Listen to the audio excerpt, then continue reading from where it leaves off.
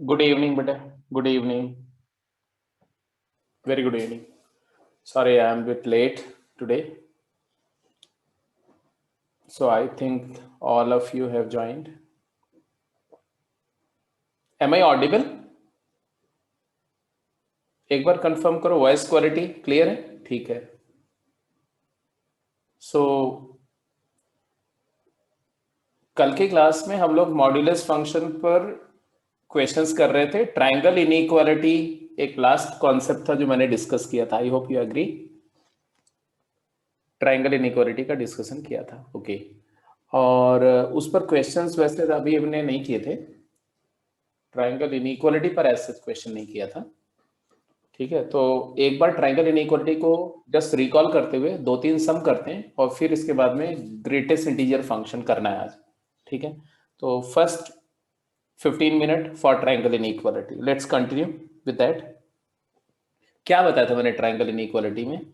Triangle inequality का basic concept ये है कि किसी भी ट्रायंगल के कोई भी दो साइड्स का सम, या ऐसा बोलो कि दो स्मॉलर साइड्स का सम तीसरी से लार्जर होता है. Means if it is a triangle and this is C, this is B A and this is B, A B C triangle है. ये स्मॉल ए साइड है, ये स्मॉल सी साइड है और ये स्मॉल बी साइड है. I would say that A plus B is greater than C. Summation of this side and this side will be greater than that side. इसका proof one liner है कि भाई देखो, अगर हमें ए से बी ट्रेवल करना है तो शॉर्टेस्ट डिस्टेंस है ए टू बी लीनियर को स्ट्रेट लाइन डिस्टेंस. तो कोई भी दो पॉइंट के बीच की डिस्टेंस मिनिमम कब होती है? जब स्ट्रेट लाइन में मूव करते हैं. And if you don't go, if you follow any other path then the straight line to cover the distance from A to B, then it will be always a longer one. जैसे A से सी गए, सी से B आए, तो ये दोनों distances का सम इससे बड़ा ही होगा ना. क्लियर है? इक्वालिटी कब होल्ड करेगी? तो यहां पर यहां इक्वालिटी भी होती है. इक्वालिटी कब होल्ड करेगी? Equality if and only if. अब जरा देखो, अब मैं आपको थोड़ा कुछ दिखा रहा हूं, ध्यान से देखना. अगर सी पॉइंट को हम टूवर्ड्स बेस लाते हैं तो क्या हो रहा है? अब ये सी यहां आ गया तो डिस्टेंस कम हुई ना. ये बी और ए का जो सम है ये रिड्यूस हो रहा है. तो as you take C closer and closer to A B, तो ये जो स्मॉल सी है वो तो मैंने अनचेंज रखा, बट ए और बी का जो समेशन है ये रिड्यूस होगा, कम होगा. And it is getting closer to c. तो कब इक्वल हो जाएगा? इक्वल तब हो जाएगा जब when C lies on A B. अगर सी पॉइंट भी ए बी पर आ जाए तो equality hold if A B C are collinear.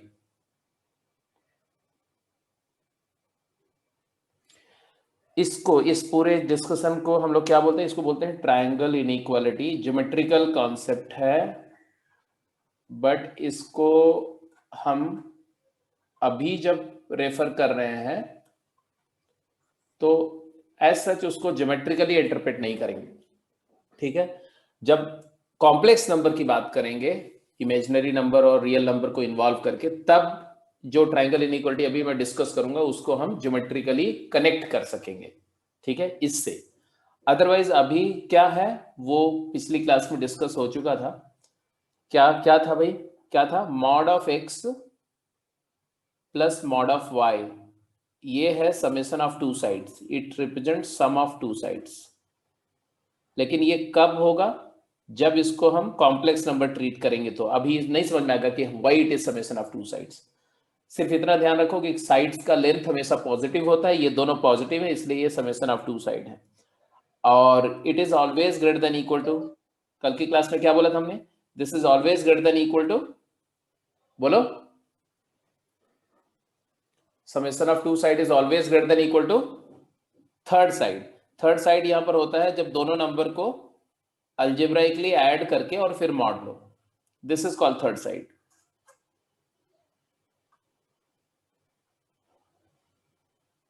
But बेटा ये जो मैं बोल रहा हूं ना कि ये थर्ड साइड को रिप्रेजेंट करता है, ये समेशन ऑफ टू साइड, ये बातें अभी नहीं आप समझ सकते जब तक कि हम इसको एक्स वाई को कॉम्प्लेक्स नंबर ना ट्रीट करें।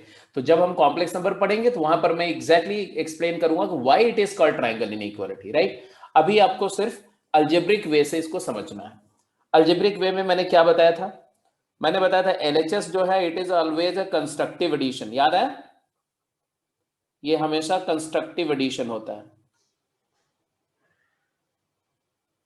क्योंकि दोनों पॉजिटिव हैं, दोनों मैग्नीट्यूड हैं, तो constructive addition of modulus magnitude है, दोनों नंबर की क्वांटिटी ऐड हो जाती है।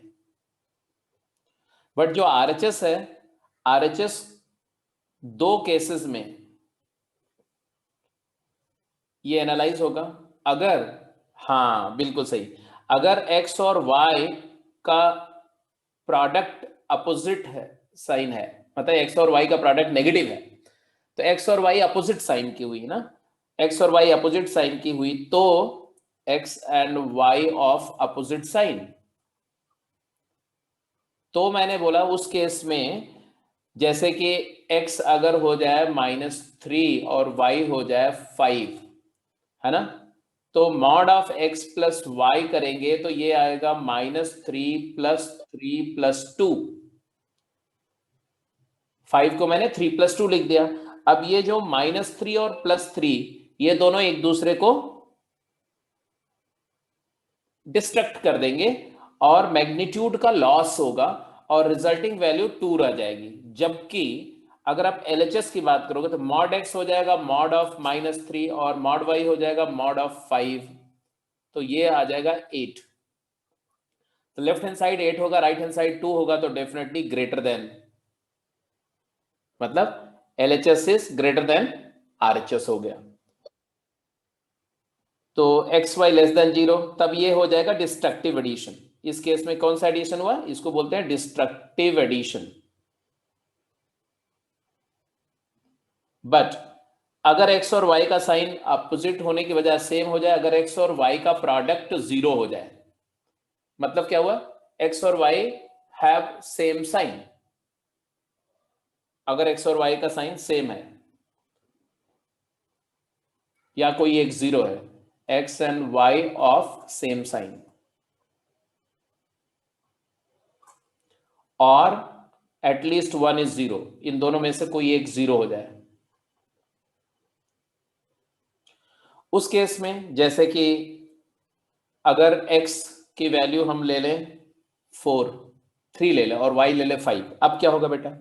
अब इस केस में यहां पर 3 + 5 करोगे तो 8 होगा, और ये भी 8 आएगा, और वो LHS भी 8 आएगा। मतलब है आप दोनों साइड में कंस्ट्रक्टिव एडिशन हो जाएगा।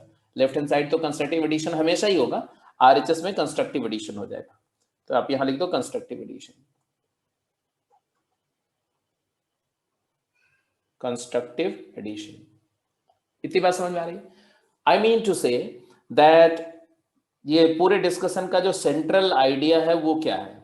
सेंट्रल आइडिया ये है कि मॉड x और mod y summation of magnitude is always constructive addition, whereas the right hand side when you मतलब when you take mod and add it is constructive addition, when you add and then take mod then it may be a destructive addition, it may be a constructive addition। अगर destructive हुआ तो ये छोटा हो जाएगा, तो right hand side will be less than left hand side, और अगर कंस्ट्रक्टिव हुआ तो इक्वल हो जाएगा, क्योंकि इधर तो कंस्ट्रक्टिव है ही, तो दोनों कंस्ट्रक्टिव होंगे तो इक्वालिटी होल्ड करेगी। इससे आया कि एलएचएस इज ऑलवेज ग्रेटर और इक्वल टू आरएचएस। यहां तक बात समझ में आ गई? तो इस पूरे डिस्कशन से दो जो कंक्लूजन आता है वो अब लिखो। मैं इस स्लाइड को चेंज करने जा रहा हूं, स्लाइड को, इसका मतलब है कि इसमें इक्वालिटी कब होल्ड करेगी ये बता दो। इसका मतलब है इक्वालिटी कब होल्ड करेगी इस पूरी इनइक्वालिटी में? If and only if x and y of same sign or at least 1 is 0, that is जब x और y को मल्टीप्लाई करो और प्रोडक्ट ग्रेटर और इक्वल टू 0 आ जाए तो इक्वालिटी होल्ड करेगी। मतलब ये बात और ये बात इक्विवेलेंट है। Mod of x plus mod of y equal to mod x plus y अगर कोई बोलता है तो इसका मीनिंग, इसका मतलब है कि this will imply this and this will imply this. एक इक्विवेलेंस तो ये आपको समझ में आना चाहिए, याद रखना है। दूसरी बात, अगर कहीं लिखा हुआ है कि mod of x plus mod of y is greater than mod of x plus y, तब आप क्या बोलोगे? ये तब होल्ड करेगा जब x और y का प्रोडक्ट स्ट्रिक्टली नेगेटिव हो। तो ये बात भी हमने याद रखनी है, क्योंकि ये जो बातें मैं बोल रहा हूं याद रखनी है, मतलब वो यूज होंगी, तो इसको आप भूल नहीं सकते। ठीक है, तो ये बात भी कमिट टू मेमोरी, और ये भी कमिट टू मेमोरी हो गया। तीसरी बात कि अगर कहीं ऐसा लिखा हुआ है कि mod of x plus mod of y is less than mod of x plus y, तब आप क्या बोलेंगे? This implies x belongs to null set. कोई भी नंबर इस बात को फॉलो नहीं करेगी। ठीक है, तो ये तीन बातें आपको मेमोरी, आपकी मेमोरी में परमानेंटली एनकोडेड हो जानी चाहिए। ठीक है जी, तो this was all discussed in the last class. And में मैंने दोबारा रिवाइज कर दिया क्योंकि कुछ बच्चे जो है वो क्लास में से उसमें लॉग आउट हो चुके थे। तो hope all is well, it is all clear. Note कर लिया? एक बार कंफर्म कर लो। सबने नोट कर लिया? कॉन्सेप्ट समझ में आ गया बेटा? तो यस बोलो जल्दी से, क्विक। फिर देखते हैं कि इसके कितने यूजफुल एप्लीकेशंस हैं। How does this inequality is going to make your life easier?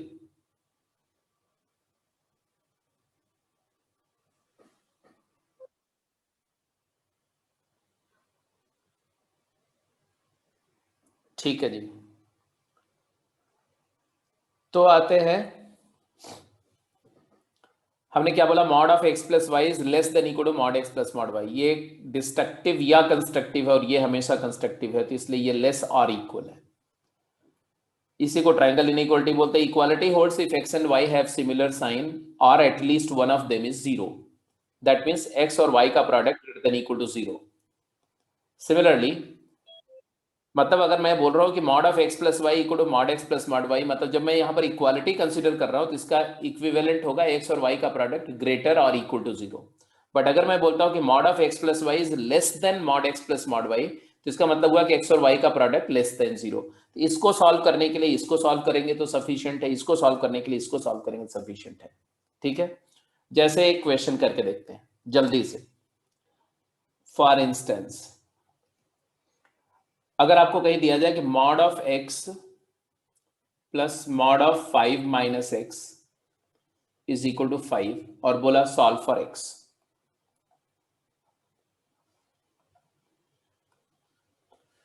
अब जरा देखो बेटा क्या है कि अगर आप थोड़ा सा आपको याद हो तो कल ये क्वेश्चन हमने क्लास में किया था। ठीक है, केस एनालिसिस करके किया था, दो तीन केसेस बनाए थे, एटसेट्रा एटसेट्रा, और सॉल्व किया था, और आपको पता है कि कितना आपने सर खपाया था उसमें, कितना एफर्ट किया था, तब जाके आंसर आया था। ठीक है, एक पार्ट किया था। अब मैं उसी प्रॉब्लम को देखो कितना कन्वीनियंटली हम लोग कर सकते हैं इस प्रॉब्लम को। इधर देखो, 5 के बारे में आपका क्या ओपिनियन है? 5 एक पॉजिटिव नंबर है, do you have any doubt about it? 5 is a positive number, definitely 5 positive number है, तो can I write 5 as mod 5? तो 5 को हम मॉड 5 लिख सकते हैं क्योंकि हमें पता है कि ये पॉजिटिव नंबर है। And then this equation can be written as mod of x plus mod of 5 minus x is equal to mod of x plus 5 minus x. Can we write so? Great, because इन दोनों का सम 5 है और 5 mod 5, it's okay. इसका मतलब हम क्या बोल रहे हैं कि एक नंबर है mod x, एक नंबर है 5 माइनस एक्स, और mod x plus mod y, 5 minus x को y मानो, mod x plus mod y equal to mod of x plus y, isn't it? It is mod a plus mod b is equal to mod of a plus b. इसी type का situation है कि नहीं, जल्दी बोलो. And we know that mod a plus mod a plus b होगा कब? This implies what? जब a और b का साइन सेम हो, मतलब a into b is greater than equal to 0, isn't it? Therefore a के जगह x है और b के जगह 5 minus x है, तो x into 5 minus x has to be greater than equal to 0. And this implies what? This implies what? Look at it. ये 0, अब तो वेविकर मेथड से सॉल्व हो जाएगा. ये 0 है, ये 5 है. Leading coefficient negative, positive, negative. Answer आया क्या? x belongs to 0 to 5. कहाँ 3 केसेस बनाना, हर केस के सोल्यूशन को उसके केस कंडीशन से इंटरसेक्शन करना, फिर तीनों केसेस के फाइनल सोल्यूशन सेट का यूनियन लेना, फिर आंसर निकालना. That all process is write off. It is written off and you can do it within seconds. कुछ बात समझ में आ रही है? अब इसी में अगर ऐसा हो, ये तो ए पार्ट था, एक दूसरा पार्ट. अब इसका आंसर आपसे मैं एक्सपेक्ट कर रहा हूं, जल्दी आंसर करेंगे आप. Mod of X plus mod of 5 minus X is greater then 5. Solve for x.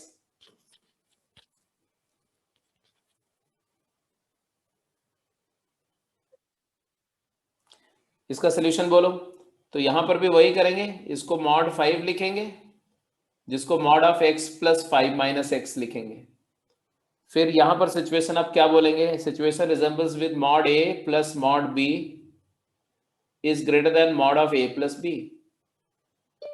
And we know that whenever mod a plus mod b is greater than mod a plus b, this implies what? This implies a and b have opposite sign. And therefore हमें क्या मिलेगा कि x और 5 minus x का जो product है ये negative होगा. अब वेविकर मेथड लगाओ. यही क्वेश्चन मैंने दिया था क्लास में. ये 0 है, ये 5 है, इधर नेगेटिव है. नो या इधर नेगेटिव है, इधर पॉजिटिव है, इधर नेगेटिव है. हमें सॉल्व करना है कि ये एक्सप्रेशन नेगेटिव कब होगा. तो x belongs to 0 minus infinity to 0 open union 5 to infinity. This was the answer.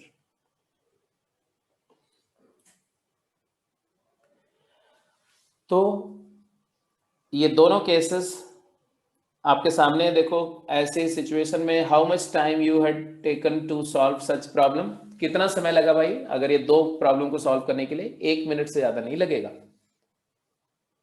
और जब आप प्रैक्टिस हो जाएंगे तो आप वर्बली भी आंसर बता सेकंड्स में आंसर कर सकते हैं. But remember one thing, triangle inequality is not always applicable. ऐसा नहीं है कि हर सिचुएशन में ट्रायंगल इनइक्वालिटी एप्लीकेबल है, या ऐसा मैं नहीं बता रहा हूं कि ये केस एनालिसिस का सब्स्टिट्यूट है. It is not the substitute, universal substitute of case analysis. Case analysis आपको सीखनी पड़ेगी, आनी चाहिए. ट्रायंगल इनइक्वालिटी एक स्पेशल सिचुएशन है. जब ये सिचुएशन होल्ड करेगी, जब ये कंडीशन अराइज होगी, तभी हम ट्रायंगल इनइक्वालिटी का हेल्प लेकर के केस एनालिसिस के लफड़े से फ्री हो सकते हैं. ठीक है, बात समझ में आ गई आप सबको? एक बार मुझे, बिकॉज अब मैंने एग्जाम्पल भी दे दिया, तो मुझे फिर से कंफर्म करो सबको क्लियर है?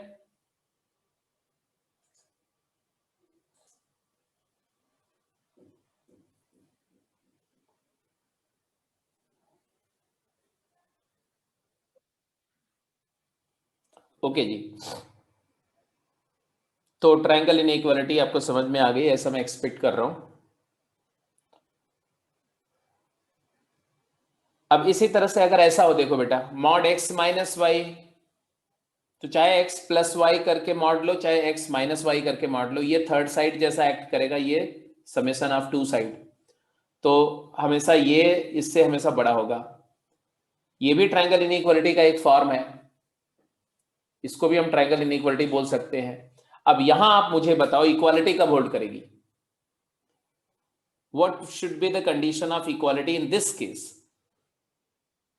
इक्वालिटी तब होल्ड करेगी जब इधर भी कंस्ट्रक्टिव एडिशन होगा। तो कब सब्ट्रैक्ट करने पर नंबर ऐड होती है? दो नंबर्स को सब्ट्रैक्ट करने पर वो ऐड कब होती है, उनका मैग्नीट्यूड ऐड कब होता है? जब उनका साइन अपोजिट हो या उनमें से कोई एक जीरो हो। जब उनका साइन अपोजिट हो या उनमें से कोई एक जीरो हो। तो लिख दो equality holds if x and y have opposite sign और at least one of them is zero. इसलिए यहां पर दो जो केसेस बनेंगे, एक इक्वेशन और एक इनइक्वालिटी का। तो अगर हम बोलते हैं कि mod X minus Y equal to mod X plus mod Y, तो क्लियर कट सी बात है कि अगर एक्स और वाई सेम साइन के हैं तब तो यहां डिस्ट्रक्शन हो जाएगा, तब तो ये छोटा हो जाएगा। तो एक्स और वाई अपोजिट साइन के होंगे या कोई एक जीरो होगा, तो एक्स वाई का product less than equal to zero होगा। बट अगर less than mod X minus Y smaller than mod X plus mod Y है, तो उस केस में एक्स और वाई का प्रोडक्ट ग्रेटर देन जीरो होगा। तो ये भी सिंपल है। और एक बार अपने कॉन्सेप्ट समझ में आ गया तो तरीका वही है। सिचुएशन डिफरेंट हो सकती है but way of thinking, approach जो होगी एनालाइज करने की, वो सेम रहेगी और वही रहेगी। तो ऐसे सिचुएशन भी हैंडल हो जाएगी आपसे। ठीक है। बाकी इस पर जो अगर इसको जो है कंप्लीट अगर बोले कंप्लीट, तो कंप्लीट ट्रायंगल इनइक्वालिटी ऐसे होती है, आप याद रखो कभी काम आएगी। जैसे अगर मैं ऐसा लिखूं mod of X minus mod of Y, ये सर्टेनली डिस्ट्रक्टिव एडिशन है। ये डिस्ट्रक्टिव एडिशन है, ऑलवेज डिस्ट्रक्टिव। और अगर मैं बोलता हूं this is always smaller than or equal to mod of X plus minus Y, and this is always smaller than mod of X plus mod of Y. ये complete triangle, ये always constructive है।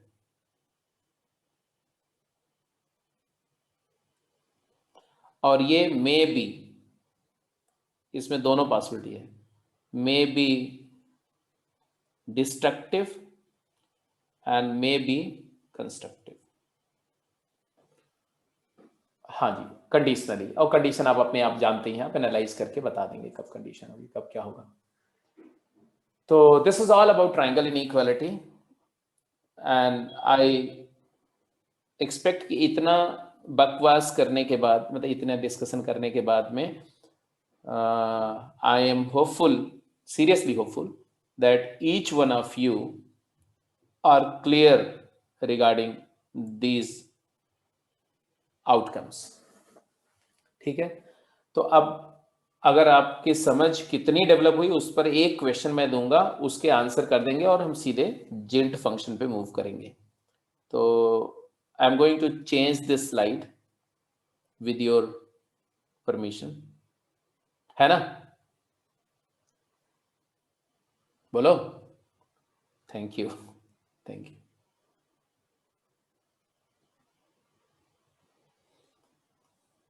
ये था। Okay जी, जल्दी answer करो ये तीनों part का answer, make it as quick as possible.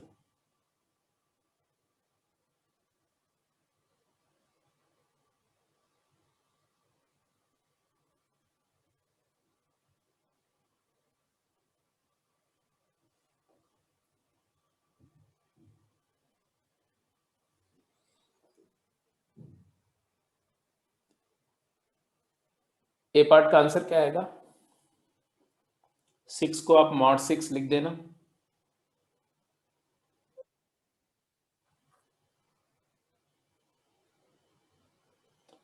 और फिर इसको लिख देना mod of X plus 3 minus x minus 3।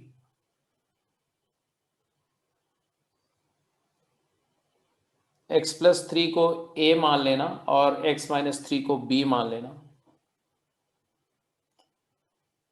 तो a mod plus b mod is greater than mod of a minus b कब होता है? कब होगा ऐसा? If and only if a and b have same sign, ab is greater than 0। तो यहां से आएगा हमारा x plus 3 into x minus 3 is greater than 0। Wavy curve method लगाओ। -3 is one root and 3 is another root. Leading coefficient positive, negative, positive. Answer बोलो। x belongs to,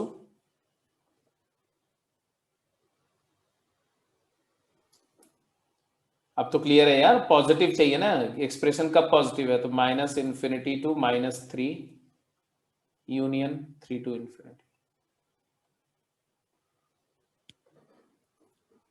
right. और equality वाला case कब होगा? ये तो ए पार्ट का एनालिसिस था, ए पार्ट। बी पार्ट के लिए हम क्या बोलेंगे? mod of x plus 3 plus mod of x minus 3 is equal to mod of x plus 3 minus x minus 3। दो नंबर को सब्ट्रैक्ट करने पर उनका मैग्नीट्यूड ऐड हो रहा है, तो दिस इंप्लाइज क्या होना चाहिए? x प्लस 3 और x माइनस 3 का साइन अपोजिट होगा या कोई एक जीरो होगी, तो इनका प्रोडक्ट लेस और इक्वल टू जीरो होगा। And this implies -3 and 3 positive negative positive, तो x बिलोंग्स टू -3 से 3 क्लोज्ड। अब देखो, एक पार्ट का आंसर आ गया ये और एक पार्ट का आंसर आ गया ये, तो तीसरे पार्ट का आंसर क्या होगा साहब? तीसरे पार्ट का आंसर, जब इन दोनों आंसर्स का यूनियन लो तो रियल सेट आ जाता है, कंप्लीट। तो ऑब्वियस सी बात है कि तीसरा पार्ट के लिए कोई रियल नंबर, तीसरे पार्ट को सेटिस्फाई करने वाली कोई रियल नंबर नहीं होगी, तो नल सेट आ जाएगा answer. I hope it is well understood, right? तो सी पार्ट का आंसर आ गया नल सेट। ऐसे बोल सकते हो कि दो कंस्ट्रक्टिव एडिशन कभी छोटा नहीं हो सकता किसी दूसरे काइंड के एडिशन से, ठीक है? ये हो गया। तो देखा, तीनों पार्ट का आंसर करने में जितना टाइम लगा उतना टाइम वहां पर सिर्फ एक पार्ट का आंसर भी निकलना उतने टाइम में मुश्किल हो जाएगा अगर आप केस एनालिसिस से जाएंगे तो।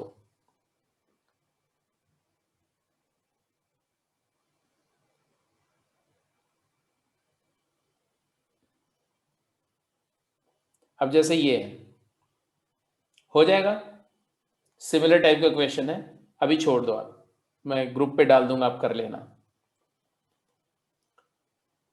सिमिलर सिमिलर क्वेश्चन ही है बेसिकली, तो ये सब हो जाएंगे। एक डिफरेंट क्वेश्चन थोड़ा सा देता हूं, वो भी आप नोट कर लेंगे, वो भी कर लेंगे। ये क्वेश्चन ये नोट कर लो, इसको जरूर कर लेना, ठीक है? मॉड ऑफ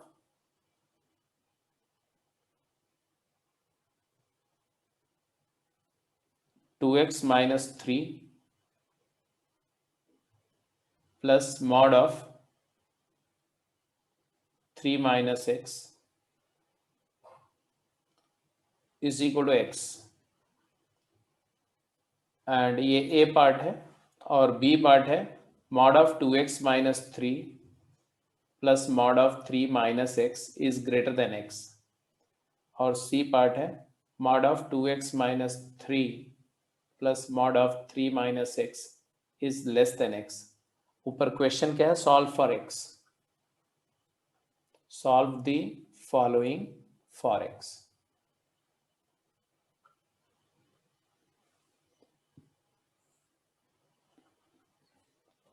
ठीक है, कोई एक पार्ट इसका सॉल्व कर लो, रिमेनिंग पार्ट जो है मैं ग्रुप पे डाल दूंगा, अपने आप होमवर्क के फॉर्म में कर लेना। कोई एक पार्ट सॉल्व कर लो, मान लो ए पार्ट सॉल्व कर रहे हो, ए पार्ट कैसे अप्रोच करोगे ये बताओ। कोई एक बच्चा वॉलंटियर करके मुझे बताए, यार चलो ऐसा करते हैं, इसके लिए आपको 2 मिनट टाइम दे रहा हूं मैं, ठीक है? टेक योर टाइम, 2 मिनट में मैं 2 मिनट बाद आपसे पूछूंगा। सभी लोग एफर्ट मारो।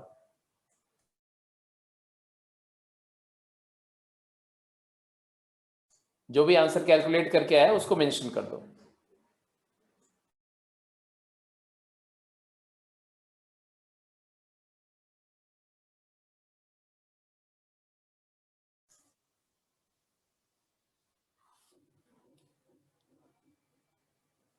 आपने वही गलती कर दी ना।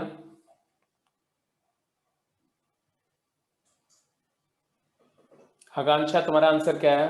खुशी का आंसर 3/2 to 3, 3/2 to 3, एकदम सेल लग गई है 3/2 to 3 की।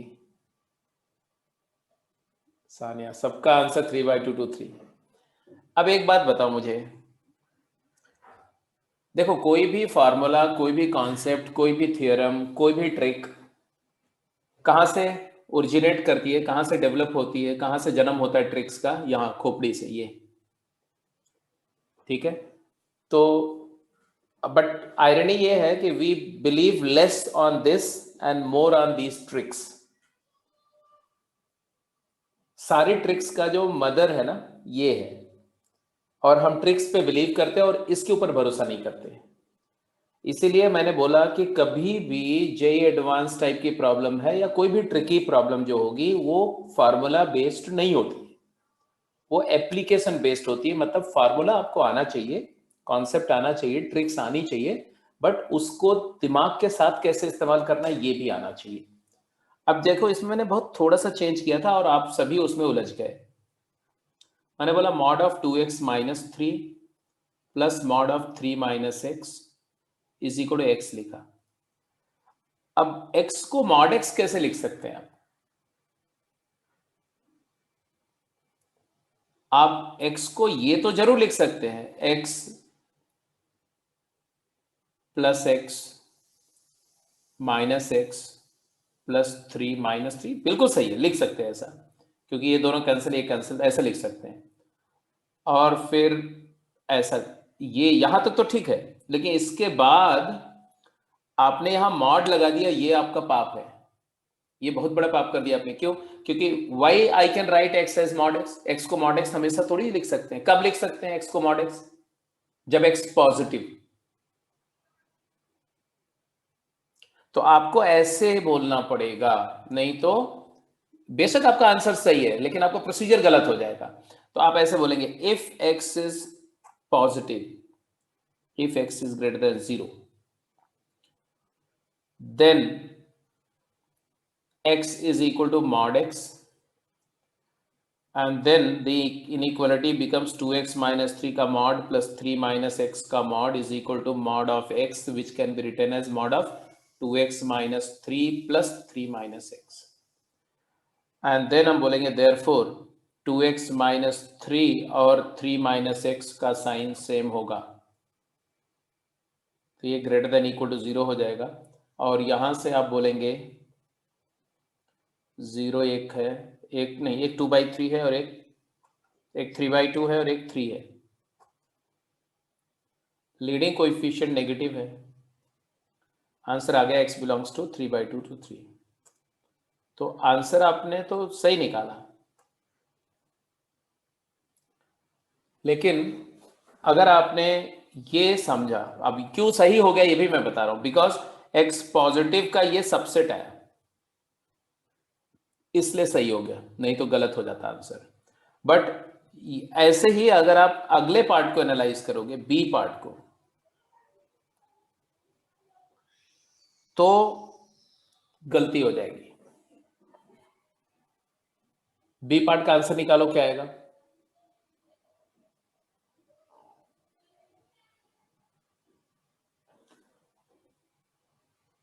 उसका आंसर निकालोगे तो आप बोलोगे कि अगर मैं यहीं पर बी पार्ट अगर करूं, बी पार्ट, तो बी पार्ट के लिए यहां पर मॉड लगा देंगे आप, बिना सोचे हुए अगर, क्योंकि ये तो पूरा प्रोसीजर से किया मैंने आंसर, अब तो आपको समझ में आ गया। अब ऐसा कर दिया और फिर हमने बोला यहाँ ग्रेटर देन है,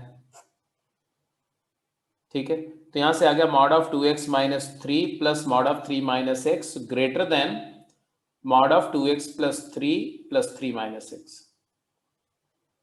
फिर आपने बोला कि ये तभी होगा कि 2x प्लस 3 नहीं 2x माइनस 3 और 3 माइनस एक्स का प्रोडक्ट अपोजिट साइन का होगा, तो प्रोडक्ट लेस देन 0 होगा। तो यहां से सोल्यूशन निकालेंगे तो आ जाएगा 0, 3/2, 2/3 और यहाँ पर 3, नेगेटिव पॉजिटिव नेगेटिव, आंसर आएगा x belongs to minus infinity to 2/3 union 3 से इंफिनिटी। हाँ 3/2, ठीक है। जबकि यहां पर भी फिर क्या गलती हुई, गलती ये हुई कि ये मॉड एक्स तभी लिख सकते जब एक्स पॉजिटिव हो, तो यहां पर एक्चुअली सोल्यूशन के लिए ऐसे अप्रोच करेंगे। ये सोल्यूशन पूरा गलत है, आंसर बेशक सही है। क्या है, यहां पर ऐसा बोलेंगे कि इफ एक्स इज नेगेटिव, तो आप बोलेंगे कि 2x माइनस 3 प्लस mod 3 minus x greater than x always satisfies, always holds. क्यों? क्योंकि पॉजिटिव नंबर नेगेटिव से बड़ी होती है। तो ये तो पूरा का पूरा सोल्यूशन सेट हो जाएगा। फिर लेंगे इफ एक्स इज पॉजिटिव, तब हम ये पूरी प्रोसेस करेंगे, पॉजिटिव के लिए करेंगे। फिर जो आंसर आएगा उसका सिर्फ ये वाला पार्ट लेंगे, ठीक है। तो उसका आंसर आ जाएगा, इस केस में आंसर आ जाएगा x belongs to 0 to 3/2 union 3 to infinity.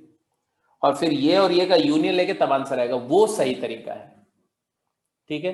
तो अभी कुछ और दूसरे क्वेश्चन आपको मिलेंगे शीट में, उसमें अगर आप इस बात का नहीं ध्यान रखेंगे तो आपसे गलतियां हो जाएंगी, आंसर गलत आएगा, ठीक है। तो ये है कि ट्रायंगल इनइक्वालिटी को कैसे इस्तेमाल करना है, केस एनालिसिस कैसे करनी है, और बाकी सारे मॉड के कॉन्सेप्ट कैसे यूज करने हैं। तो मॉड्यूलस का एक्सप्रेशन और मॉड्यूलस से रिलेटेड बातों को यहाँ पर फुल स्टॉप देते हैं बेटा, कॉमा देते हैं, क्वेश्चन तो डिस्कस होते ही रहेंगे। अब आप अगला आर्टिकल लिखेंगे, greatest integer function and its application and its properties. तो हेडिंग देंगे greatest integer function and its properties. तो इस आर्टिकल में हम लोग दो फंक्शन पढ़ेंगे, एक जिंट फंक्शन और एक फ्रैक्शनल पार्ट फंक्शन, दोनों एक दूसरे से कनेक्टेड है। तो पहले लिखेंगे इंट्रोडक्शन। अब ये जिस फंक्शन की हम लोग बात करने जा रहे हैं, इस फंक्शन का जो कॉन्सेप्ट है, ये कॉन्सेप्ट बेसिकली नंबर थियरी में आपने पढ़ा होगा, डिवीजन एल्गोरिदम, याद है? कभी आपने पढ़ा होगा डिवीजन एल्गोरिदम, वहीं से इस कॉन्सेप्ट का ओरिजिन हुआ। कैसे ओरिजिन हुआ, पहले थोड़ा सा मैं ब्रीफ कर दूं।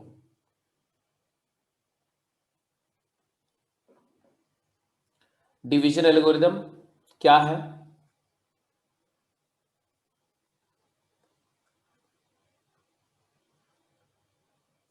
डिवीजन एल्गोरिदम होता है कि फॉर 2 रियल नंबर्स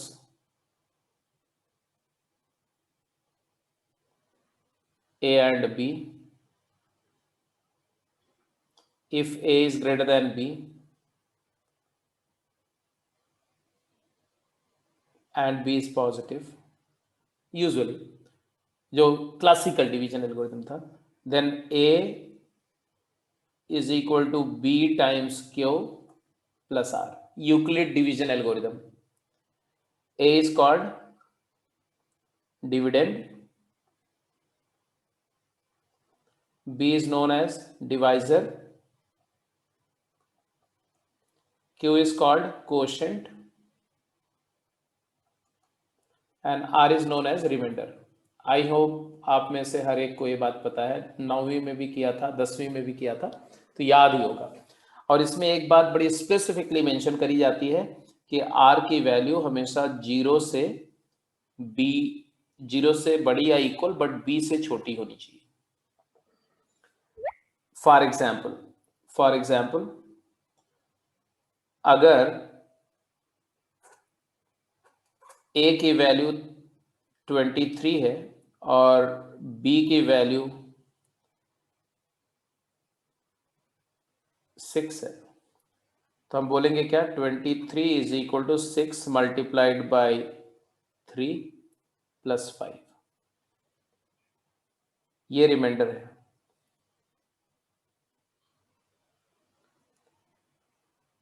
ठीक है जी, तो ये तो आप में से हर एक को पता है। वैसे आप 23 को 6 इंटू 2 प्लस 11 भी लिख सकते हैं। 23 को आप 6 इंटू 1 प्लस 17 भी लिख सकते हैं। और 23 को आप 6 इंटू 4 -1 भी लिख सकते हैं।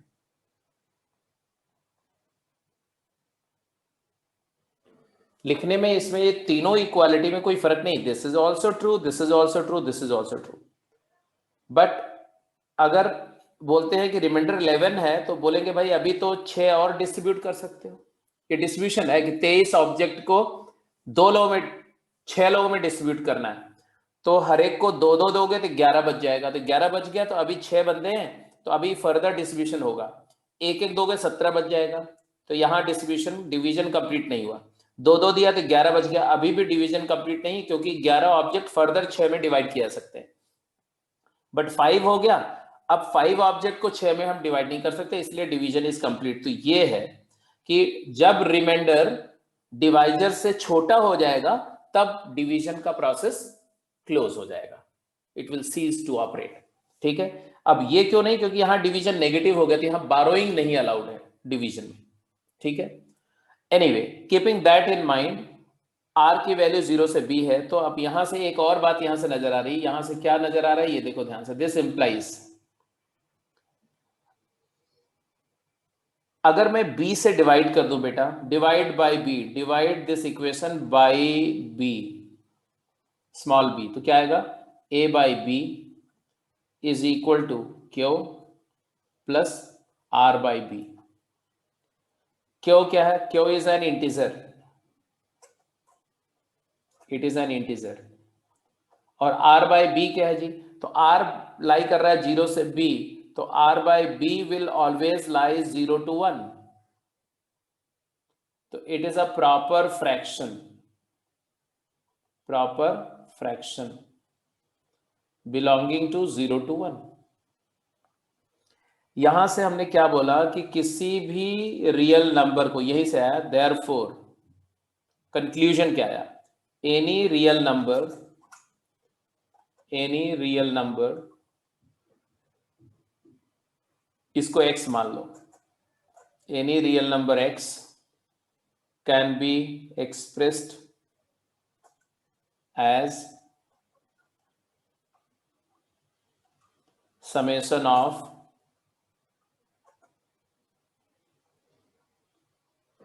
an integer I and a proper fraction f।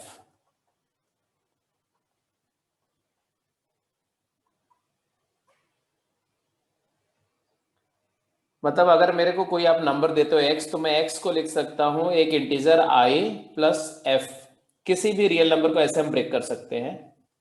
Where conditions क्या है, कंडीशंस है कि x क्या है, x can be any real number, x belongs to r, i क्या है, it is always an integer, और f क्या है, it is a fraction lying between 0 to 1, 0 के इक्वल हो सकता है बट 1 के इक्वल नहीं हो सकता, 1 से छोटा होगा। ठीक है जी, ये बात आप एग्री करते हो कि नहीं, जल्दी बोलो, आप इस बात से एग्री करते हो ना सभी लोग। तो ये i को बोलते हैं बेटा, this i is called integer part of x, लिख दो, this i is called integer part of x।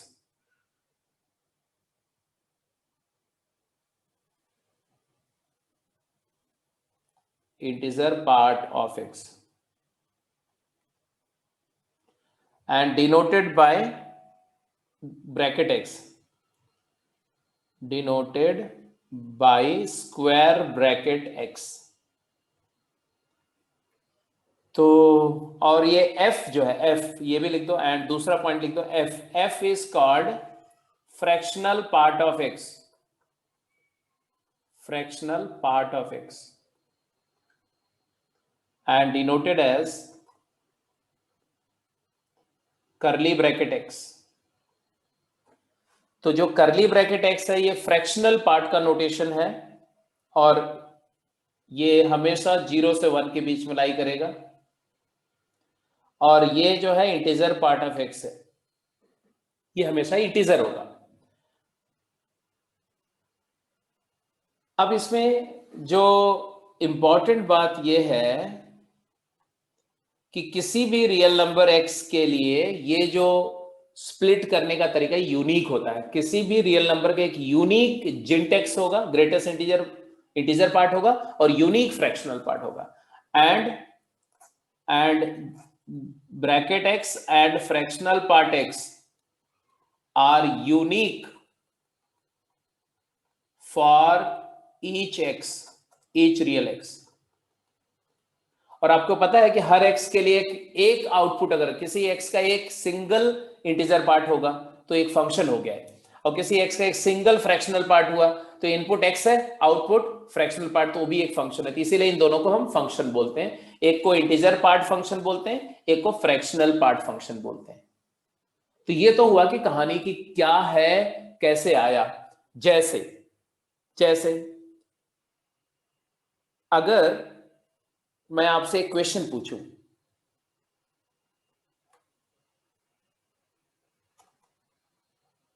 Find integer part x and fractional part x if x is equal to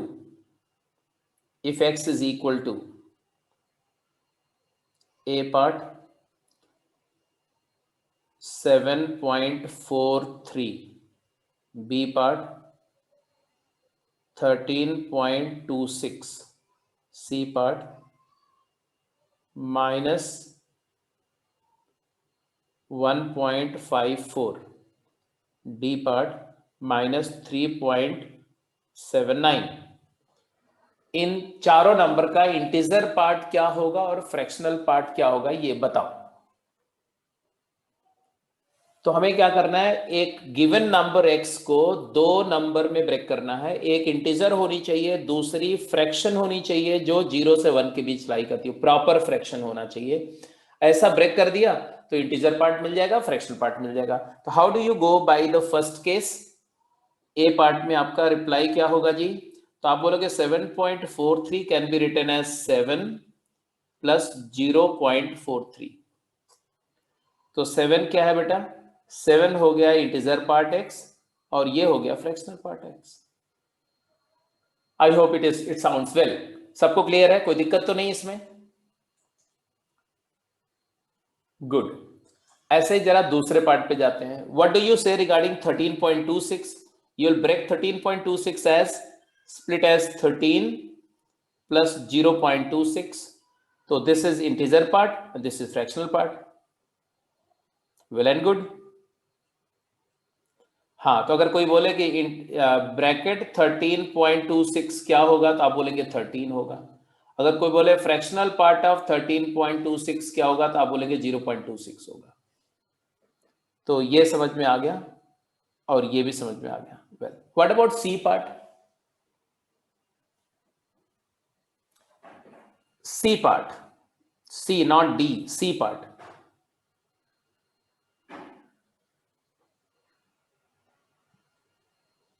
C part का answer जो बताएगा वो genius है।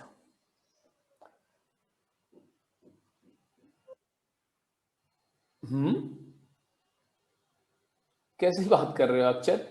-2 में 1.54 add करो तो आएगा ही नहीं ये नंबर। सबका गलत है। कुणाल का सही है, Kunal is correct, Tanmay is correct. Sania is correct. अभी पकड़ लिया तुम लोगों ने। सानिया 2 नहीं बेटा, 2 नहीं। अब ध्यान से देखो, जल्दबाजी नहीं, ध्यान से देखो। ये तो आपको हटा दे रहा हूँ, ये तो आप लिख चुके होंगे ना। इधर देखो भाई, और सब लोग put your pen down and look at it. जो मैं बता रहा हूं उस पर अपना ध्यान लगाओ। अगर आपके नंबर x है -1.54, तो इसको आप लिखोगे -1 प्लस -0.54, यही है। But the problem is fractional part cannot be negative, and this number is a negative number. Although it is a fraction, but it is negative. So in order to make it positive, you will add 1 here and subtract 1 here। -1 + 1 कर दो। क्या हो जाएगा ये -1 and -1 -2 और 1 में से 0.54 गया तो आएगा क्या 0.46।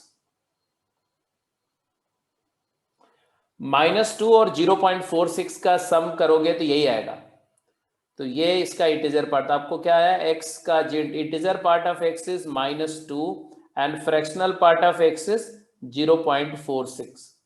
तो जो नेगेटिव नंबर्स हैं उसमें जैसा होता है, जो दिखता है वो होता नहीं और जो होता है वो दिखता नहीं। तो इसका आंसर जो आपने पहले किया था वो गलत था, जिन लोगों ने ये आंसर किया था वो सही है। ठीक है, कुछ लोगों ने क्या किया -1 और -0.54 लिख दिया, गलत है। क्यों गलत है, क्योंकि फ्रैक्शनल पार्ट नेगेटिव नहीं होना चाहिए कभी भी। Fractional part f lies between 0 to 1. It can be 0, it can be greater than 0, it cannot be 1, it cannot be greater than 1, it will be less than 1. Proper positive fraction, proper positive fraction होनी चाहिए fractional part. अब समझ में आ गया तो D का answer बताओ, डी का आंसर बताओ। तो डी को भी पहले उसी तरह से ब्रेक करो। अगर मुझे डी को ब्रेक करना होगा तो मैं I will go similarly, I will write this as, first I will write this as -3 plus -0.79, but ये नेगेटिव है तो इसको पॉजिटिव बनाने के लिए 1 ऐड कर देंगे और यहां 1 सब्ट्रैक्ट कर देंगे। तो 1 और ये मिलके क्या बन जाएंगे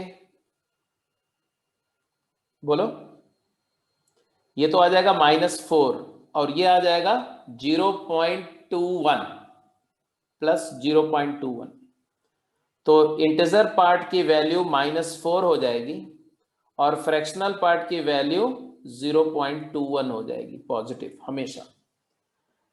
तो fractional part shall be always positive. अब मुझे एक बार कंफर्म कर दो बेटा, इंटीजर पार्ट क्या है, फ्रैक्शनल पार्ट क्या है और उसको कैसे इवेलुएट करेंगे, ये बात समझ में आ गई तो यस, अगर कोई कंफ्यूजन है तो क्लियरली से नो।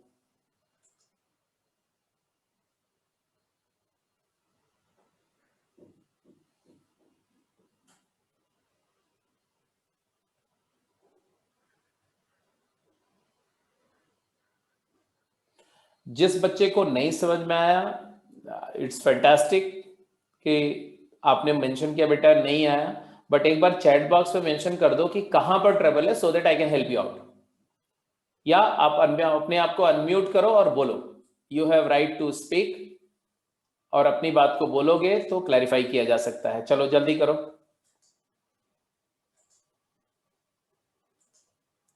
हाँ जी, आप अपने आप को अनम्यूट कर सकते हैं, जिसको भी कोई दिक्कत है बेटे जस्ट अनम्यूट करो, बोलो। हाँ योगेश बोलो।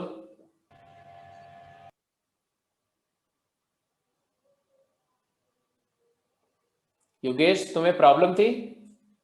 नो सर, नो किस सर। जिसने भी नो बोला था बेटा बोल दो, बता दो कहां दिक्कत है।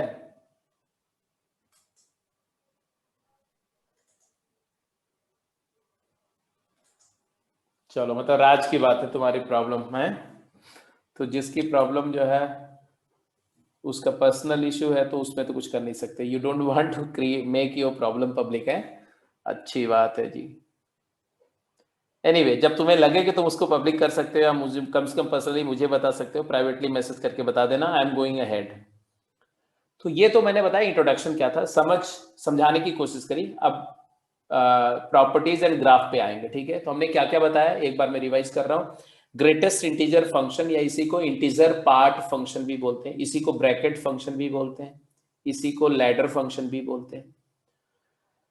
ग्रेटेस्ट इंटीजर फंक्शन ऑफ, अब ये डेफिनेशन इसको लिख लो properly. Greatest integer function of x denoted as square bracket x is the largest integer which does not exceed x. अब देखो बात वही बोली जा रही है लेकिन एक अलग तरीके से बोली जा रही है।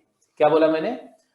Greatest integer x bracket x is that largest integer which does not exceed x.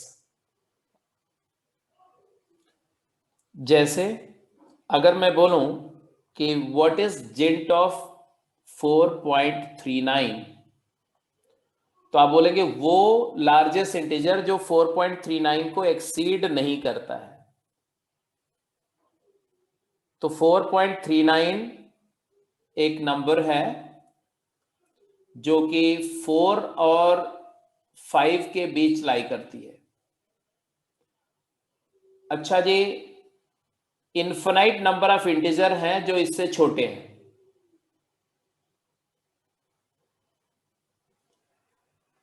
Zero इसको एक्सीड नहीं करता, तो 4.39 को नहीं एक्सीड करने वाले इनफिनाइट मेनी इंटीजर हैं, उसमें जो सबसे बड़ा है वो 4 है।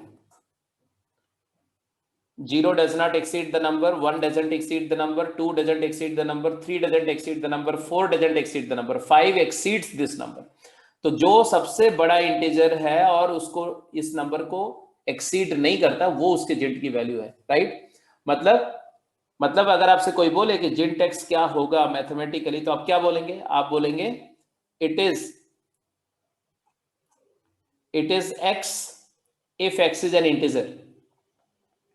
अगर x खुद एक इंटीजर है तो उसका इंटीजर पार्ट वो खुद ही है। हर एक इंटीजर का इंटीजर पार्ट वो नंबर खुद ही होती है। जिंट ऑफ -1 इज -1, जिंट ऑफ 4 इज 4, जिंट ऑफ 3 इज 3।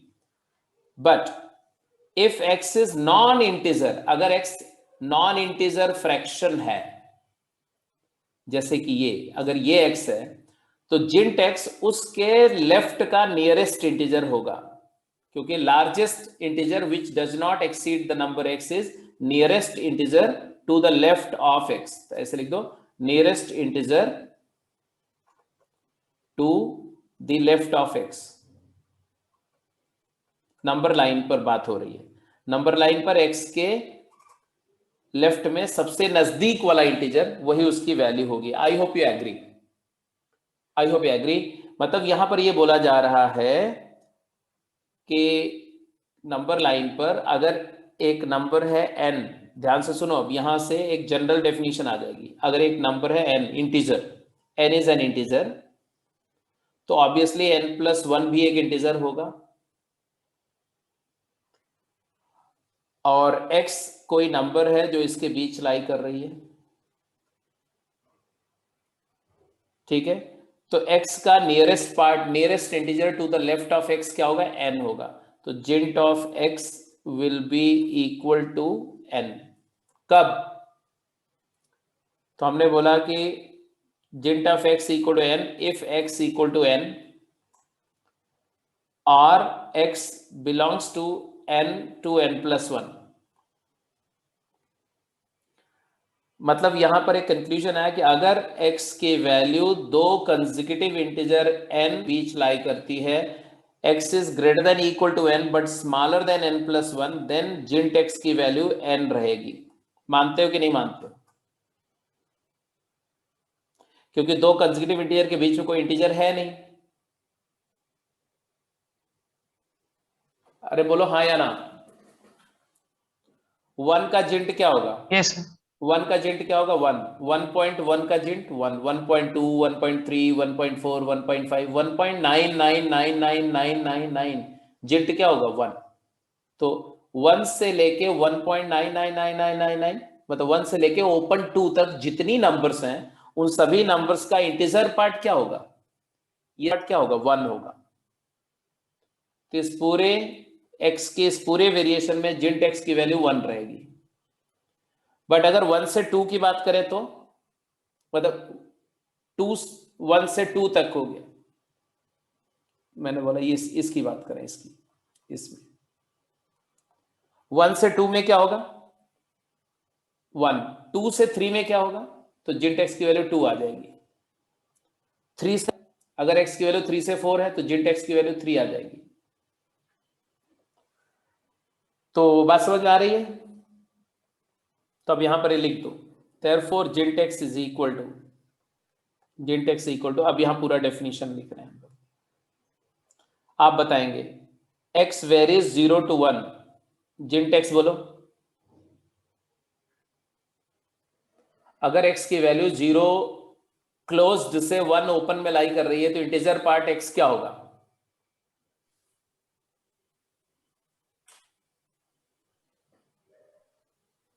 अरे भाई n से लेके n+1 की सारे इनपुट्स के लिए जिंट x की या integer part of the number is n। तो यहाँ क्या होगा आंसर बोलो? 0। 0। इतना टाइम नहीं लगाना चाहिए ना, फटाफट बोलो। अगला, अगर x की वैल्यू 1 से 2 है, अब क्या होगा? 1 जैसे 1.4, 1.6, 1.8, 1.9, 1.999, तो ये सारी नंबर का इंटीजर पार्ट क्या 1 है ना। 2 से 3 2, 2 -1 से 0 -1। -1। वैसे भी देखो, अगर मैं बोलूं -0.6 का इंटीजर पार्ट क्या होगा, तो आप इस नंबर को लिखोगे 1 -1 प्लस 0.4, तो इंटीजर पार्ट -1 हो जाएगा। -2 से -1 हो तो -2 हो जाएगा। तो ये तो हो गया इसका जिन टेक्स, ऐसे कंटिन्यू रहेगा ऐसा, ठीक है। तो ये हो गया इंटीजर पार्ट का वैल्यू। यहां तक बात सबको समझ में आ गई तो बोलो यस। तो अगर यहां तक बात क्लियर है तो हम लोग ग्राफ बना सकते हैं इस फंक्शन का।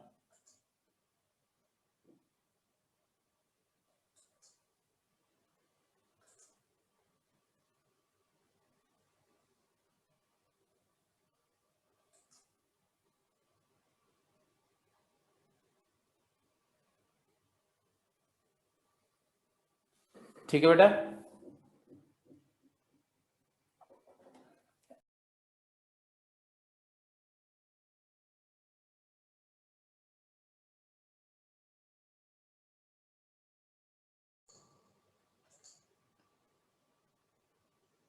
Am I audible? Yes sir। Yes, sir. ठीक है ठीक है ठीक है ठीक है। चलिए, तो यहां तक बात समझ में आ गई तो हम लोग आगे मूव करते हैं। क्या क्या बातें मैंने बताई, मतलब अब इसके अलावा इसमें फंक्शन को समझने के लिए और कुछ खास जरूरत नहीं है, जस्ट एक बार रिवाइज करते चलो। हमने इसी को बोला कि it is also called as integer part of x. Origin के लिए मैंने बता दिया कि इसका ओरिजिन आया डिवीजन एल्गोरिथम से, इसको हमने कॉन्सेप्ट को डेराइव किया, तो ये सब आपको लिखने की जरूरत नहीं है। जिन टेक्स is greatest integer which is less और इक्वल टू एक्स, राइट, ये है फाइनल कंक्लूजन। अगर x इंटीजर है तो जिन टेक्स की वैल्यू x के इक्वल होगी, बट अगर x इंटीजर नहीं है तो जिन टेक्स the nearest integer to the left of x, यही बताया मैंने, आपने नोट कर चुके होंगे आप। यहीं से हम ये बोलेंगे कि अगर x की वैल्यू n क्लोज्ड से n+1 ओपन में लाई करती है तो जिन टेक्स n के इक्वल होगा। तो ये बात हमेशा याद रखना कि अगर x की वैल्यू n क्लोज्ड से n+1 ओपन, जहां पर n एक इंटीजर है, तो जिन टेक्स की वैल्यू n होगी। और इसी डेफिनेशन पर बेस करके हम लोगों ने ये सारी बातें कंक्लूड करी कि 0 से 1 में जिंट 0, 1 से 2 के लिए जिंट 1, -1 से 0 में जिंट -1, -2 से -1 में जिंट -2, एटसेट्रा। अब हम इस फंक्शन का ग्राफ बनाने जा रहे हैं, तो आप फटाफट इसका ग्राफ ड्रॉ कर दो। ग्राफ में x एक्सिस पर इनपुट और y एक्सिस पर आउटपुट ड्रॉ करते हैं, ये आप में से हर एक को पता है। तो ये हम y एक्सिस ड्रॉ कर रहे हैं, यहां पर ऐसे x एक्सिस ड्रॉ कर दो और इस पर एक सुइटेबल स्केल ले लेते हैं बेटा, ऐसे ये 1 है, ऐसे ये 2, एक ग्रिड बना रहा हूं मैं ऐसे, जैसे ग्राफ पेपर है ना, वैसे मैं ग्राफ पेपर एक बना रहा हूं आपके सामने। 3 है, 4 है, -1 है, -2 है, और सिमिलरली आप आगे भी प्रोसीड कर सकते हैं। आपको तो ग्राफ पेपर पे ड्रॉ करना है, इसलिए आपके लिए आसान हो जाएगा।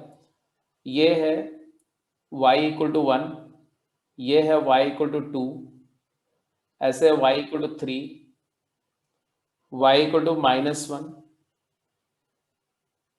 y = -2, etcetera. ठीक है, तो स्केल कर दिया मैंने।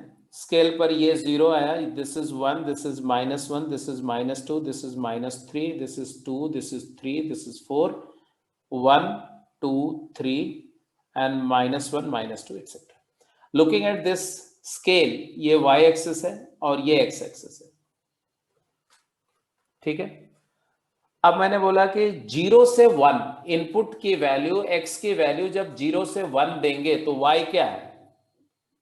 तो अब मैं यहां पर फंक्शन को लिख रहा हूं कि y इज इक्वल टू जिंट x फंक्शन अगर मैं लिखूंगा तो इसकी वैल्यू 0 होगी कब, जब x की वैल्यू 0 क्लोज्ड से 1 होगी, मतलब x कोऑर्डिनेट 0 से 1 और y coordinate 0, y coordinate 0, x coordinate 0 से 1। तो ये है 0 पर इंटीजर पार्ट 0, 0 से लेके 1 तक इंटीजर पार्ट 0 ही रहेगा, बट 1 पर नहीं, 1 पर इंटीजर पार्ट की वैल्यू 1 है तो 1,1 होगा, 1 इनपुट पर आउटपुट 1 होगा, मतलब यहां पर 1 पर सर्कल होगा। या इतनी बात समझ में आ गई। 1 का आउटपुट यहां होगा, सर्कल मतलब point is not taken and dot मतलब पॉइंट इज टेकन।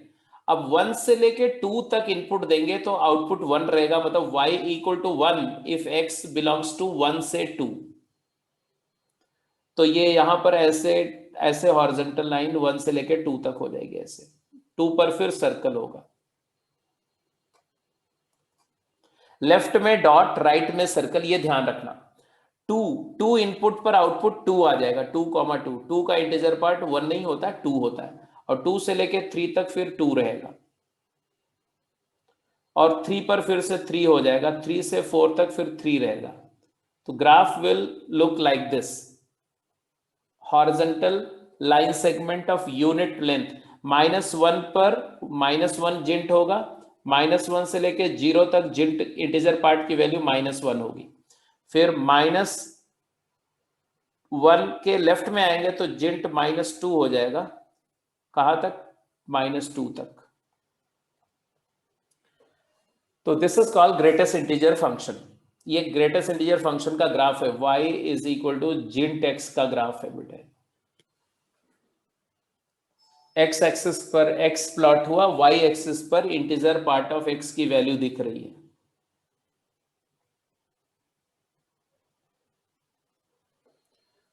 ग्राफ सबको समझ में आ गया? Yes sir. Yes sir. इस ग्राफ से कुछ प्रॉपर्टीज डिस्कस करेंगे और फिर आज की क्लास को यहीं पे क्लोज करेंगे। इधर देखो, ये कौन सी लाइन है, इस लाइन को आप पहचान रहे हो? ये वो लाइन है जिसका x कोऑर्डिनेट और y कोऑर्डिनेट हर पॉइंट पर सेम है, 1,1, 2,2, 3,3, -1, -1, -2, -2, तो y equal to x line है ये। तो जिंट x का जो वैल्यू है वो x से हमेशा छोटा है, y इक्वल टू x ऊपर है, जिंट x का ग्राफ नीचे लाई करता है, जिंट x is always less than और इक्वल टू x, ये इस ग्राफ से भी दिख रहा है। और इतने ही नहीं, अगर मैं एक और लाइन दिखाऊं आपको, ये लाइन ध्यान से देखना, ये कौन सी लाइन है, ये येलो वाली लाइन कौन सी लाइन है, तो ये लाइन है y is equal to x -1।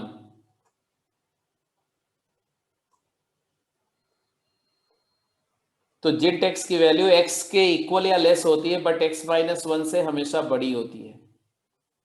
तो ये एक बड़ी इंपॉर्टेंट सी इनइक्वालिटी यहां ग्राफिकली दिख रही है। बाकी अभी आप जस्ट मेंशन कर दो, जैसे जैसे आप आगे एनालाइज करेंगे और पढ़ेंगे, क्वेश्चंस करेंगे, तो ये बात वापस आपको समझ में आ जाएगी, अगर अभी नहीं भी आ रही तो भी। तो अब इसके बाद आप हेडिंग दे देंगे प्रॉपर्टीज ऑफ जिंट x, बस हेडिंग देके छोड़ देंगे, प्रॉपर्टीज ऑफ जिंट x। अगर आप इसको नोट कर चुके हैं तो I can move to the next slide.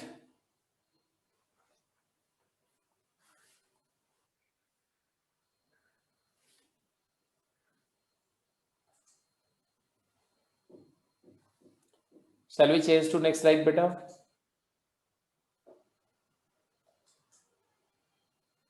ठीक है। अब यहां पर हम लोग जो बात करेंगे, ये तो ग्राफ हो गया, इसका ग्राफ आपने बना ही लिया। प्रॉपर्टीज में पहली प्रॉपर्टी लिखेंगे डोमेन। क्या कोई ऐसी रियल नंबर है जिसका इंटीजर पार्ट नहीं है? Every real number has unique integer part. किसी भी रियल नंबर का दो इंटीजर पार्ट नहीं होता, एक ही इंटीजर पार्ट होता है, ठीक है। हालांकि कई सारी इंटीजर रियल नंबर का सेम इंटीजर पार्ट हो सकता है, राइट। तो जिन टेक्स्ट का डोमेन क्या है, ऑल रियल, और रेंज क्या है, तो इंटीजर पार्ट हमेशा इंटीजर होता है, तो range is set of integer. Domain is all real, range is set of integer, it is many one function. अगर जिन टेक्स्ट फंक्शन को आप set of real number to set of real number define करो तो ये बोला जाएगा many one and into function. But अगर आप जिन टेक्स्ट को set of real number to set of integer define करो तो ये many one on to function हो जाएगा। डोमेन क्या है, set of real number, all real number. Range क्या है, सेट ऑफ ऑल इंटीजर्स। ये बात सबको समझ में आ गई? कोई डाउट? दूसरी प्रॉपर्टी, जिंट of x plus m is equal to जिंट of x plus m if m is an integer। अगर integer part bracket square bracket में m एक इंटीजर है तो इंटीजर को बाहर निकाल सकते हैं। फॉर एग्जाम्पल, अगर मैं आपसे बोलूं कि 6.7 प्लस 3 का इंटीजर पार्ट क्या है, तो आप बोल सकते हो कि इंटीजर पार्ट ऑफ 6.7 प्लस 3 को बाहर निकाल सकते हो। बट अगर मैं बोलूं कि 6.7 प्लस 3.8 का इंटीजर पार्ट, तो आप इसको ऐसा नहीं लिख सकते हो कि इंटीजर पार्ट ऑफ 6.7 प्लस 3.8, ऐसा नहीं लिख सकते हो। क्यों? क्योंकि ये तो इंटीजर होगा। इसको देखो तो इसकी वैल्यू क्या आएगी, तो इसकी वैल्यू आएगी 10 और यहां पर आएगा ये 9.8 हो जाएगा, जो कि गलत है, ठीक है। तो ये नहीं होगा। तो क्या होगा, इंटीजर को आप बाहर ले जा सकते हो। Integer can be taken out of integer part notation.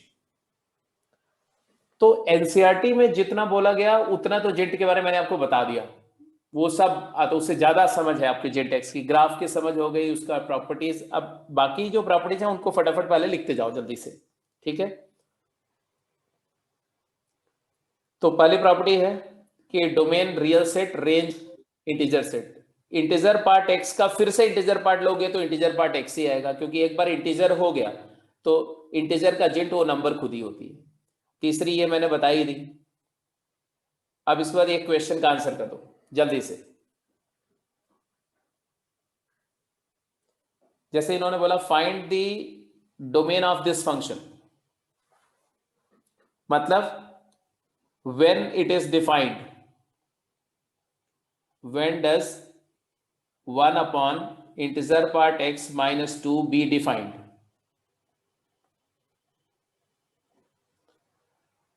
तो भाई देखो सीधी सी बात है कि किस x कुछ भी हो, इंटीजर पार्ट तो उसका हमेशा ही डिफाइंड होगा। बट ये डिनोमिनेटर में है तो डिनोमिनेटर 0 नहीं होना चाहिए, तो हम बोलेंगे integer part of x minus 2 is not equal to 0। No no no no no, ध्यान से सुनो, ये 0 नहीं होना चाहिए। मतलब है कि इंटीजर पार्ट x माइनस 2 0 नहीं होना चाहिए। बाई प्रॉपर्टी 2 को बाहर निकाल सकते हैं, मतलब इंटीजर पार्ट x की वैल्यू 2 नहीं होनी चाहिए। अब मुझे बताओ इंटीजर पार्ट x 2 के इक्वल कब होता है? कौन सी नंबर है जिसका इंटीजर पार्ट 2 होता है? 2 to 3, वेरी गुड। इसका मतलब है x shall not lie between 2 to 3। इसका मतलब है कि x can be any real number between minus infinity to 2 और 3 क्लोज्ड टू इंफिनिटी। तो ये डोमेन आया। या इसी को लिख सकते हैं कि x belongs to all real number, all real set except 2 to 3। तो आपकी मर्जी है कि आप आंसर कैसे लिखते हो। आप आंसर ऐसे लिखते हो या ऐसे लिखते हो, दोनों सही है, but this is how you play with. ठीक है, तो एक छोटी सी क्वेरी और आज की क्लास को यहीं पे क्लोज कर रहे हैं। पहले एक बात बताओ कि सभी लोग डोमेन रेंज में तो मैंने बोला कि रेंज को बताने का थोड़ा बहुत आपको रेंज निकालनी आती है और उतनी अभी मुझे चाहिए। डोमेन निकालने में सभी लोग कंफर्टेबल हैं या डोमेन पर एक एडिशनल प्रैक्टिस क्लास चाहिए आपको? डोमेन पर आपको एडिशनल प्रैक्टिस क्लास चाहिए या डोमेन निकालने में सभी लोग कंफर्टेबल हैं?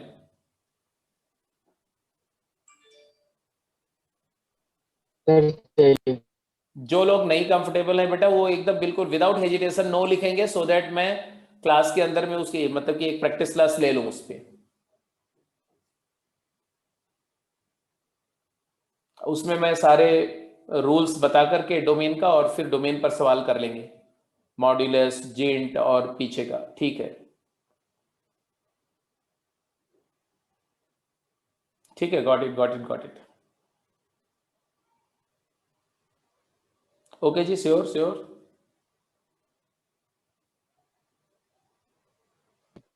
सर नेक्स्ट क्लास है, लीव कर दे। हाँ हाँ, अभी जैसे अभी तो 2 क्लास है हमारी। आज क्या है, ट्यूसडे है, वेंसडे, थर्सडे, फ्राइडे। थर्सडे को क्लास है, थर्सडे में भी कुछ कराएंगे डोमेन की प्रॉब्लम, जरूरत पड़ेगी तो फ्राइडे को भी एक क्लास ले लेंगे, डोंट वरी। ठीक है, ठीक है, तो ऐसे बताते रहा करो बेटा, just remain transparent to me, that's it. Anyway, तो आज की क्लास को यहीं पे क्लोज करते।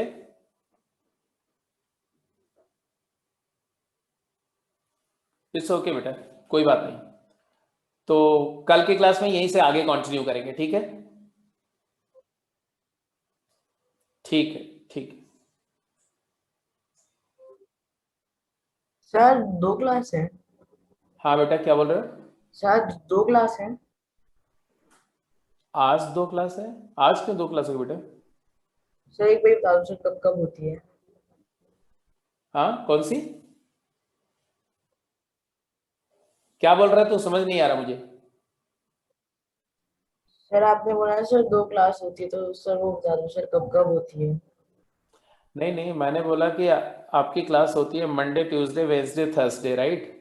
यस तो, सर। तो अभी 2 क्लासेस और मिलेंगी हमको, मतलब एक ही क्लास मिलेगी थर्सडे, लेकिन हम फ्राइडे को भी हो सकता है एक क्लास और ले लेंगे। वो 2 क्लासेस में डोमेन पर डिटेल में डिस्कस कर लेंगे। Okay sir. ठीक, bye sir, thank you sir. Okay बेटा, take care, bye. Thank you sir. अब जिंट की एक शीट है, उसको जरूर करेंगे, अभी मैं शेयर कर देता हूँ।